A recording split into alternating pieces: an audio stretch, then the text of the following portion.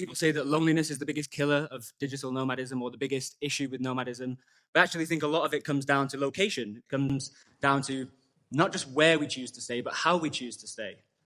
This is the new nomad, the person who has a stable home base, worked remotely for a while, they have a traditional location-based job, and they want to dip their toe a little bit into nomad life.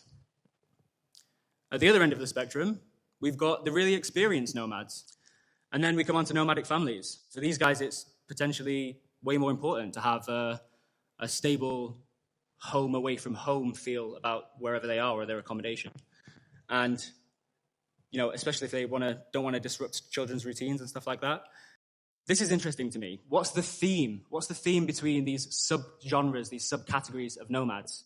Well, for me, the theme is risk. For these people, it's important to de-risk access to nomad life.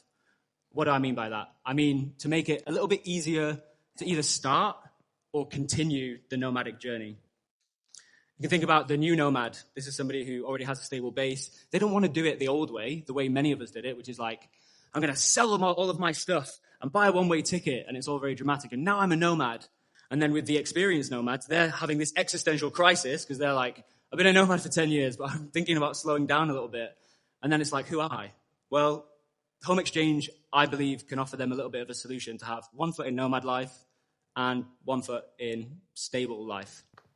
And that's why I think that home exchange offers a very tempting solution to these kinds of categories.